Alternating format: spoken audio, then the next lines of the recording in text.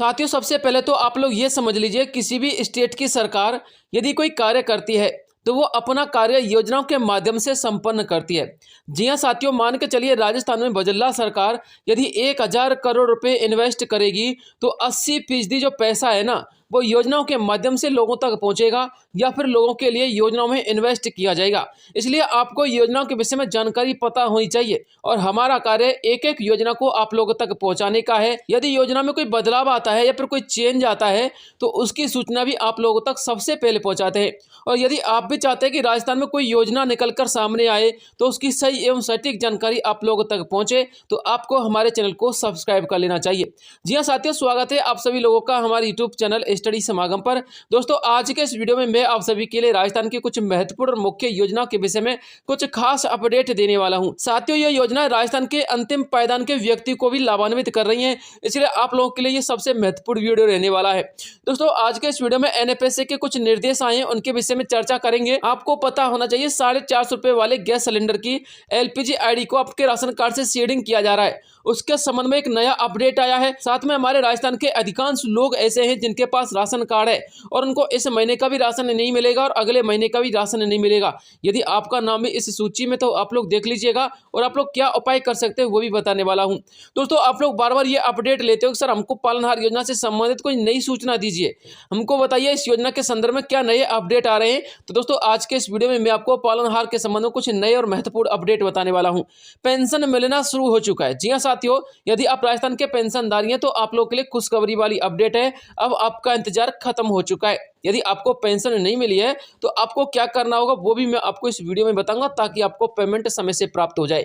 इसके अलावा राजस्थान के किसान भाइयों के लिए एक सबसे महत्वपूर्ण अपडेट निकल के सामने आ रही है, पीएम किसान सम्मान निधि योजना की 19वीं किस्त। जी हाँ साथियों, लिस्ट तैयार हो चुकी है, आप लोग नाम चेक कर सकते हैं। अब की बार 4000 रुपए का पेमेंट मिलेगा। अब आप लोग किस प्रकार से 4000 रुपए का पेमेंट उठा सकते हो वो भी आप लोग इस वीडियो में देखना। तो चलिए वीडियो को शुरू करते हैं और एक एक स्टेप को अच्छी प्रकार से समझ लेते हैं।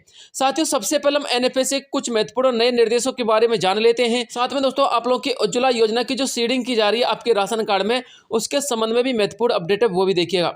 देखिए दोस्तों, ये तो आपको भी पता है कि राजस्थान के अंतर्गत 30 नवंबर तक एलपीजी आईडी की सीडिंग राशन कार्ड के माध्यम से की जा रही है और जिन लोगों की एलपीजी आईडी की सीडिंग नहीं हो रही है उनके लिए नवंबर के इस महीने में राशन वितरण नहीं किया जा रहा है। तो दोस्तों, बहुत सारे हमारे लोग ऐसे हैं जिनके पास एलपीजी गैस कनेक्शन नहीं है, यानी कि उज्ज्वला का कनेक्शन नहीं है, लेकिन उनको राशन मिलता है। तो उनको क्या इसी महीने राशन नहीं मिलेगा, क्या उनको अगले 2-3 महीने तक राशन नहीं मिलेगा? इसके संदर्भ में क्या अपडेट है वो आप लोग सबसे पहले यहाँ पर पढ़िएगा। और इसके अलावा साथियों, 30 नवंबर के बाद क्या एलपीजी आईडी की जो सीडिंग करवाई जा रही है उसकी डेट बढ़ाई जा सकती है या फिर नहीं, उसके संदर्भ में देखिए। सीडिंग के कारण राशन के गेहूं वितरण का काम धीमा चल रहा है। शहर में कई डीलर ने 21 तारीख से पहले ही वितरण करना रोक दिया है। नए कोटा के रंगवाड़ी स्थित एक दुकान पर सीडिंग करवाने पहुंचे लोग और उनके यहाँ पर भीड़ आप लोग देख सकते हो कितनी भीड़ चल रही है। साथियों, सवाल यह नहीं है कि आप लोग की सीडिंग की जा रही है और आपको राशन मिलता है या फिर नहीं मिलता है। साथियों, सवाल हमारे यहाँ पर दो है। पहला सवाल तो उन लोगों के लिए है जिन्होंने अभी तक सीडिंग नहीं करवाई है। 30 नवंबर लास्ट डेट है, लेकिन साथियों 30 नवंबर के बाद जैसी डेट एक्सपायर होगी तो उनका यहाँ पर सीडिंग का कार्य फिर से नहीं हो पाएगा। तो जिनके पास एलपीजी का कनेक्शन है और राशन कार्ड है उनको भी राशन नहीं मिलेगा। तो इसका क्या समाधान है? और साथियों, दूसरा उपाय हमारे उन लोगों के लिए जिनके पास एलपीजी का कनेक्शन ही नहीं है, उनके लिए राशन कब तक यहाँ पर होल्ड किया जाएगा? तो दोस्तों, सबसे पहले तो आप लोग पूरा डिटेल यहाँ से पढ़ लीजिएगा। इसके बाद दोस्तों आपको इसके मेजर पॉइंट यहाँ से पढ़ने हैं, आप लोग इसका मेजर डिटेल पढ़ सकते हैं। 10 दिन में कैसे होगी 50% सीडिंग, ये कोटा का बड़ा अपडेट है। साथियों, मैं आपको कोटा का क्यों बता रहा हूँ। देखिए, राजस्थान में 33 जिले वर्तमान में मान के चलिएगा और 33 जिलों के अंतर्गत जो सीडिंग के मामले में सबसे अग्रणी जिला है ना, वो दूसरे नंबर पर कोटा जिला आता है। जी हाँ साथियों, कोटा जिला का यहाँ पर स्टेटस आप लोग देखोगे तो कोटा जिले के अंतर्गत सबसे अधिक सीडिंग की जा रही है और सबसे फास्ट सीडिंग की जा रही है। अब आप लोग मान के चलिए, जब कोटा जैसे जिले के अंतर्गत भी समस्या आएगी तो आपके जिले में क्यों नहीं आ सकती? बिल्कुल आ सकती है। अब आप लोग यहाँ पर इसको रीड आउट कीजिएगा। सब्सिडी योजना के लिए कुल 1,84,896 लाभार्थी पात्र हैं। इनमें से केवल 89,201 लाभार्थियों की सीडिंग प्रक्रिया पूरी हो पाई है, यानी कि लगभग यह मान लीजिए 1 लाख लोगों की तो अभी सीडिंग करना बकाया है। अभी भी लगभग 95,695 लाभार्थी ऐसे जिनकी सीडिंग सीडिंग की प्रक्रिया बकाया है, जिसके लिए 30 नवंबर की तारीख अंतिम है। ऐसे में बड़ा सवाल यह है कि 10 दिन के भीतर सीडिंग पूरी कैसे हो पाएगी। सीडिंग की प्रक्रिया पूरी की जा रही है। कोटा सीडिंग प्रक्रिया में प्रदेश के दूसरे नंबर पर चल रहा है, जिसे जल्द ही पूरा कर लिया जाएगा। राशन डीलरों को भी गेहूं के वितरण के लिए निर्देशित किया गया है। कार्तिकेय मीणा जी हैं, डीएसओ अधिकारी है, कोटा से हैं। दोस्तों सवाल यह है, जब कोटा जैसे जिले के अंतर्गत भी इतनी किल्लत है, 30 नवंबर तक उनकी सीडिंग नहीं हो पाएगी, तो अन्य जिलों की क्या होगी। तो दोस्तों आपको बताना चाहूंगा, यदि आपकी एलपीजी आईडी 30 नवंबर तक सीडिंग नहीं हो पाती है तो आप लोग निश्चिंत रहिएगा। आपका जो एलपीजी आईडी का जो कार्य है ना, वो अगली डेट के लिए स्थगित किया जाएगा और जरूर किया जाएगा। लेकिन साथियों सवाल हमारे उन कैंडिडेट के लिए है जो नवंबर के महीने में सीडिंग नहीं करवा पाएंगे और दिसंबर के महीने में सीडिंग करवाएंगे डेट बढ़ने के बाद, तो क्या उनको राशन मिलेगा। तो दोस्तों आपको घबराने की आवश्यकता नहीं है। यदि आपको दिसंबर के महीने में सीडिंग करवाने का मौका मिलता है तो आपको नवंबर का और दिसंबर का एक साथ राशन मिलेगा, ठीक है ना, दिसंबर के महीने में। इसलिए आप लोग निश्चिंत रहिएगा। और साथियों हमारे ऐसे लोग जिनके पास एलपीजी का कनेक्शन ही नहीं है, तो दोस्तों उनको नवंबर का राशन तो मिलेगा ही नहीं, ठीक है ना। लेकिन साथियों यदि सीडिंग की डेट बढ़ा दी जाती है, मान के चलिए दिसंबर कर दी जाती है, तो दोस्तों ये तो स्वाभाविक सी बात है कि आप लोगों के लिए नवंबर का भी यहाँ पर राशन नहीं मिला है। तो दोस्तों सीडिंग की डेट यदि बढ़ा दी जाती है, दिसंबर कर दी जाती है, तो दिसंबर का भी आपको राशन नहीं मिलेगा। इस बात को भी ध्यान में रखिएगा। जब तक सीडिंग की डेट फाइनल नहीं हो जाती और प्रत्येक राशन कार्ड धारक का यहाँ पर सीडिंग नहीं किया जा सकता और ये अभियान समाप्त नहीं हो जाता, तब तक जो हमारे राशन कार्ड धारक कैंडिडेट हैं जिनके पास एलपीजी का कनेक्शन नहीं है, उनको राशन नहीं मिलेगा। इस बात को अब आप लोग ध्यान में रखिएगा। इसलिए साथियों अभी आपको और इंतजार करना पड़ सकता है, क्योंकि एलपीजी आईडी की जो सीडिंग की डेट है ना, वो यहाँ पर बढ़ाई जा सकती है। तो दोस्तों बड़ी अपडेट निकल के यहाँ पर सामने आ रही थी। अब बात करते हैं पालनहार योजना को लेकर क्या बड़ी अपडेट आ रही है। वैसे साथियों मैंने आपको पालनहार योजना के संदर्भ में अलग से एक वीडियो बना दिया है, उसका लिंक मैं आपको वीडियो के डिस्क्रिप्शन बॉक्स में डाल दूंगा। दोस्तों उसमें मैंने आपको बताया था कि जितने भी हमारे पालनहार योजना के लाभार्थी हैं वो निश्चिंत रहिएगा, आपका जो पेमेंट है वो जून से लेकर यदि नवंबर तक का बकाया चल रहा है तो जून से नवंबर तक का आपको पेमेंट मिलेगा, डेफिनेटली मिलेगा। लेकिन साथियों 15 दिसंबर को मिलेगा, इस बात को ध्यान में रखिएगा, क्योंकि बजल्ला सरकार अपनी पहली वर्षगांठ मनाने जा रही है और पहली वर्षगांठ के अवसर पर ही वो सभी पालनहार योजना के लाभार्थियों का जून से लेकर नवंबर तक का पेमेंट आपके खाते में ट्रांसफर करेंगे। दोस्तों ये अपडेट मैं आपको अपने मन से नहीं दे रहा हूं, आप लोग यहाँ पर न्यूज आर्टिकल के माध्यम से पढ़ सकते हैं। यहाँ पर साफ साफ लिखा हुआ है, बजट जारी नहीं होने की स्थिति में बच्चों को पालनहार योजना में लंबे समय तक की सहायता राशि का भुगतान नहीं हुआ था। अब सरकार के कार्यकाल का 1 साल पूरा होने पर 15 दिसंबर को एक साथ जून से नवंबर तक की बकाया राशि का भुगतान कराया जाएगा और इसकी तैयारी भी की जा रही है। इसके लिए बच्चों को 30 नवंबर तक स्कूल व आंगनवाड़ी केंद्र का अध्ययन प्रमाण पत्र सत्यापन करवाना होगा। प्रियंका पारीक जी हैं, उपनिदेशक हैं सामाजिक न्याय एवं अधिकारिता विभाग के, उन्होंने ये बयान दिया है। तो साथियों अब आपका ये डाउट क्लियर हो गया होगा कि पालनहार योजना का पेमेंट कब मिलेगा। लेकिन साथियों फिर भी हमारे कुछ लाभार्थी ऐसे जो हमको ये कहते सर ये तो न्यूज पुरानी हो गई, कुछ नया लेटेस्ट न्यूज दीजिए। तो दोस्तों आपको बताना चाहूंगा लेटेस्ट न्यूज कुछ नहीं है। आज भी साथियों एक रिपोर्ट के माध्यम से अपडेट आया है, जिसमें साथियों सभी पालनहार योजना के लाभार्थियों को आगाह किया गया है कि 30 नवंबर तक आप लोग अपडेट करवा लीजिएगा, नहीं तो आपको सहायता राशि नहीं दी जाएगी। यानी कि साथियों पर डे आपको आगाह किया जा रहा है, पर डे आपको सूचित किया जा रहा है कि 30 नवंबर तक आप लोग दस्तावेज सत्यापन करवा लीजिएगा, अपडेट करवा लीजिएगा, अन्यथा आपको 15 दिसंबर को पेमेंट नहीं मिलेगा। फिर आप लोग बार बार ये सवाल करोगे सर हमको पेमेंट नहीं मिला। तो साथियों नया अपडेट कुछ नहीं आया है, बस दोस्तों विभाग के माध्यम से आपको बार बार सूचना जरूर आ रही है कि 30 नवंबर तक आप लोग अपने डॉक्यूमेंट अपडेट जरूर करवा लेना। तो दोस्तों ये बड़ी अपडेट निकल के सामने आ रही थी। अब बात करते हैं साथियों राजस्थान के अंतर्गत सामाजिक सुरक्षा पेंशन योजना को लेकर एक बड़ी अपडेट के बारे में। जी हां साथियों, यदि आप भी राजस्थान सामाजिक सुरक्षा पेंशन योजना के लाभार्थी हैं और आप भी वृद्धा पेंशन, विधवा पेंशन, दिव्यांग पेंशन उठा रहे हैं तो अब आप लोग निश्चिंत रहिएगा। हालांकि आपका जो पेमेंट था वो पिछले 2 महीने से बकाया चल रहा था, लेकिन साथियों आपका पेमेंट आना शुरू हो चुका है। अब साथियों मैं आपको ऐसे तुक्के नहीं दे रहा हूं, आपको विद प्रूफ बताने वाला हूं, लेकिन इससे पहले आप लोग ये समझ लीजिएगा सबसे पहले पेमेंट किसका आ रहा है अब की बार। साथियों अब की बार सबसे पहले जो पेमेंट आया है वो एकल नारी पेंशनधारियों का आना शुरू हुआ है जो विधवा कैंडिडेट है।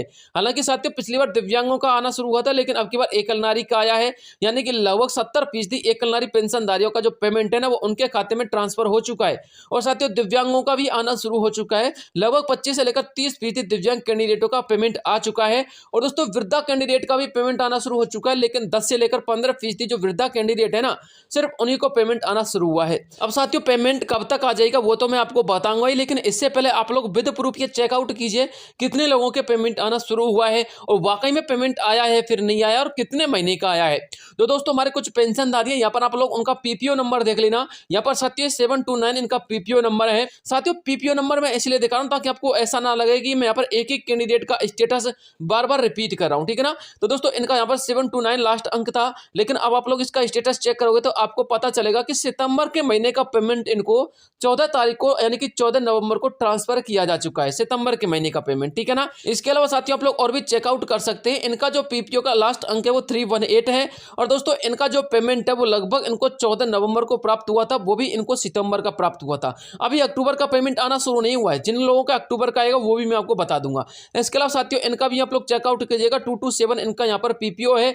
और दोस्तों ये भरतपुर के कैंडिडेट और एक विधवा कैंडिडेट, महिला कैंडिडेट है, और इनको जो पेमेंट आया है वो सितंबर के महीने का आया है, और 18 नवंबर को इनको पेमेंट की प्राप्ति हुई है, ठीक है ना। और साथियों अक्टूबर का बिल इनका बन चुका है, और अक्टूबर का पेमेंट इनको कब तक आएगा वो भी इसमें देखना। लेकिन इससे पहले आप लोग और भी कुछ चेकआउट कीजिएगा। 179 इनका यहाँ पर पीपीओ है, और दोस्तों इसमें आप लोग यहाँ पर चेकआउट कर सकते हैं। ये एक वृद्धा कैंडिडेट है, और इनको जो पेमेंट आया ना सितंबर का, वो 19 नवंबर को इनको पेमेंट आया है, ठीक है ना, यानी आज से 2 दिन पहले। और आज के समय भी कुछ लोगों को पेमेंट आ रहा है, ठीक है ना। लेकिन साथियों पेमेंट किन लोगों का आ रहा है वो भी आप लोग देखना। दोस्तों पेमेंट सिर्फ उन्हीं लोगों का आ रहा है जिन्होंने दस्तावेज सत्यापन करवा लिया है और वार्षिक सत्यापन करवा लिया है, सिर्फ उन्हीं लोगों का आ रहा है। और साथियों पेमेंट की यदि हम बात करें तो सिर्फ सितंबर के महीने का पेमेंट आ रहा है, इस बात को भी ध्यान में रखिएगा। अक्टूबर के महीने का पेमेंट नहीं आ रहा है, आप लोग कंफ्यूज मत होना, ठीक है ना। और दोस्तों जिन लोगों ने दस्तावेज सत्यापन करवा लिया तो आप लोग कम से कम 7 दिन तक इंतजार करना, 7 दिन के बाद पेमेंट आ जाएगा, क्योंकि 7 दिन का प्रोसेस टाइम लगता है डिपार्टमेंटली, ठीक है ना। इसके अलावा साथियों जो हमारे अक्टूबर का इंतजार कर रहे हैं पेंशनधारी, उनके लिए साथियों अक्टूबर का पेमेंट भी आएगा, लेकिन साथियों वो दिसंबर के पहले सप्ताह के आसपास आपके खाते में ट्रांसफर होगा, क्योंकि नवंबर के अंतिम सप्ताह तक तो सितंबर का पेमेंट ही लोगों के खाते में ट्रांसफर हो रहा है, ठीक है ना। इसलिए अभी आपको थोड़ा सा और इंतजार करना पड़ेगा। अब बात करते हैं साथियों राजस्थान के किसान भाइयों के लिए जो बड़ी अपडेट निकल के सामने आ रही है प्रधानमंत्री किसान सम्मान निधि योजना को लेकर, वो देख लीजिएगा दोस्तों। साथियों ये तो आपको पता ही है, जो 18वीं किस्त का वितरण किया गया था वो 5 जून को किया गया था वाशिम महाराष्ट्र से, और 20,000 करोड़ रुपए की धनराशि 9.5 करोड़ किसानों के खाते में ट्रांसफर की गई थी। लेकिन साथियों सवाल हमारे 18वीं किस्त का नहीं रहा, साथियों सवाल हमारी 19वीं किस्त का है, क्योंकि हमारे बहुत सारे किसान भाइयों को तो 18वीं किस्त का पेमेंट ही नहीं मिला। क्योंकि साथियों यहाँ पर जो संख्या निर्धारित की गई थी किसान भाइयों की, वो लगभग 13 करोड़ किसानों की संख्या थी, लेकिन साथियों इसको घटा करके 9.5 करोड़ किसान भाइयों की संख्या रखी गई, यानी कि लगभग 3 से लेकर 4 करोड़ किसान ऐसे हैं जिनको 18वीं किस्त का पेमेंट नहीं मिला, और वो 19वीं किस्त के पेमेंट का इंतजार कर रहे हैं। तो दोस्तों 19वीं किस्त का पेमेंट कब तक आएगा विद प्रूफ आप लोग देखिएगा, आपको यहाँ पर गुमराह करने का कोई पॉइंट ही नहीं उठता है। देखिए दोस्तों मैं आप लोगों के लिए एक डिटेल दिखा रहा हूँ, एक स्टेटस चेक करवा रहा हूँ साथियों, वो इंस्टॉलमेंट की स्टेटस है। आप लोग यहाँ पर चेकआउट करना, पहली इंस्टॉलमेंट कब आई थी, सेकंड कब आई थी, 18-19 तक कब तक ये पेमेंट ट्रांसफर होता रहा है। साथियों यदि हम पहली इंस्टॉलमेंट की बात करें तो सबसे पहले जो किस्त यहाँ पर ट्रांसफर की गई थी वो फरवरी 24, 2019 को की गई थी, ठीक है ना। अब साथियों आप लोग इनकी सेकंड किस्त और थर्ड किस्त को भी देख लीजिएगा, ये 2019 के अंतर्गत आई थी, और जो चौथी किस्त थी वो अप्रैल 2020 में आई थी, ठीक है ना, 4 अप्रैल के पास, यानी कि ना तो जनवरी को आई थी ना फरवरी को आई थी, बहुत ज्यादा गैप लग गया था साथियों इसमें। लेकिन साथियों फिर से गवर्नमेंट ने इनको एक शेड्यूल के तहत डालना शुरू कर दिया था। अब आप लोग प्रत्येक साल के अंतर्गत जो नया साल आएगा उसमें आप लोग चेकआउट कीजिएगा। 10वीं किस्त आप लोग यहाँ पर चेकआउट कर सकते हैं, जनवरी के महीने में आई थी 2022 में, ठीक है ना। इसके बाद 13वीं किस्त आप लोग चेकआउट कर सकते हैं, ये फरवरी 27 को आई थी, 2023 में आई थी, ठीक है ना। इसका साथियों आप लोग और भी चेकआउट कर सकते हैं, 16वीं किस्त ये फरवरी 28 में आई थी, 2024 में आई थी, ठीक है। इसका साथियों 18वीं किस्त आपकी 5 अक्टूबर को आ चुकी है, तो 19वीं किस्त का जो पेमेंट आएगा वो फरवरी में आना चाहिए नियम के अनुसार, क्योंकि यहाँ पर भी फरवरी को आई थी, इसके बाद यहाँ पर भी फरवरी को आई थी, लेकिन साथियों यहाँ पर जनवरी को आई थी, यानी कि पिछली 2 किस्तें तो फरवरी को आई थी, और जो तीसरी किस्त थी, मैं नए साल की किस्तों की बात कर रहा हूँ, यह जनवरी को आई थी। अब दोस्तों आपका जो पेमेंट आएगा वो फरवरी में आएगा या फिर जनवरी में आएगा, ये आप लोग देखिएगा। देखिए साथियों आप लोग यहाँ से काउंट कीजिएगा, फरवरी 28, 2024 को इनकी 16वीं किस्त आई थी, और 17वीं किस्त का पेमेंट जून को ट्रांसफर हुआ था, यानी कि फरवरी के बाद मार्च, इसके बाद अप्रैल, इसके बाद मई, इसके बाद जून, यानी कि 28 फरवरी के बाद 28 जून को पेमेंट आना चाहिए था, लेकिन साथियों 18 जून को आ गया 10 दिन पहले। इसके बाद साथियों 18 जून के बाद 18 अक्टूबर को पेमेंट आना चाहिए था, लेकिन 5 अक्टूबर को आ गया, यानी कि 15 दिन पहले। तो दोस्तों अब की बार जो पेमेंट आने वाला है ना, वो लगभग आपके 3.5 महीने के आसपास ही आएगा, यानी यदि हम काउंट करें तो जनवरी के अंतिम सप्ताह में आपका पेमेंट ट्रांसफर हो सकता है, क्योंकि 5 अक्टूबर के बाद यदि हम 4 महीने काउंट करें तो 5 फरवरी निकल के सामने आता है। लेकिन साथियों 10 दिन पहले भी यदि आपकी किस्त आती है तो दोस्तों जनवरी के अंतिम सप्ताह में आपको पेमेंट देखने को मिल सकता है। तो दोस्तों नियम तो यही कहता है। इसके बाद साथियों यदि आपकी किस्त पहले ट्रांसफर होती है, उसके संबंध में कोई अपडेट आते हैं तो मैं आपको तुरंत वीडियो प्रोवाइड करवा दूंगा। इसके अलावा साथियों यदि आप लोग अपनी किस्त के संबंध में किसी भी प्रकार की शिकायत करना चाहते हैं, जानकारी लेना चाहते हैं तो आप लोग इन हेल्पलाइन नंबर पर संपर्क कर सकते हैं। और बात करते हैं साथियों हमारे उन किसान भाइयों की जिनको 18वीं किस्त का पेमेंट नहीं मिला था, तो साथियों 19वीं किस्त के दौरान आपको 4,000 रुपये का पेमेंट मिलेगा, आप लोग निश्चिंत रहिएगा। और साथियों मान के चलिए आपको पिछली 15 किस्तों से पेमेंट ही नहीं मिल रहा और 19वीं किस्त में आपका दस्तावेज सत्यापन कंप्लीट हो जाता है, तो साथियों 15, 16, 17, 18 यानी कि 4 से लेकर जो 5 किस्त आपकी बकाया चल रही थी उन सभी किस्तों का पेमेंट आपको एक साथ मिल जाएगा 19वीं किस्त के दौरान। क्योंकि साथियों यह योजना मात्र एक ऐसी योजना है जिसमें आपका पैसा कभी भी सरकार नहीं रखती है और ना ही कोई बिचौलिया आपका पैसा रख सकता है। आपके खाते में डीबीटी के माध्यम से डायरेक्ट आपके खाते में ट्रांसफर होती है, ठीक है ना। तो दोस्तों ये आप लोगों के लिए महत्वपूर्ण सूचना थी जो मुझे आप लोगों तक पहुंचानी थी। इसके अलावा यदि कोई नई अपडेट आएंगे तुरंत वीडियो प्रोवाइड करवाऊंगा। मिलता हूं नेक्स्ट वीडियो में, तब तक के लिए जय हिंद जय भारत।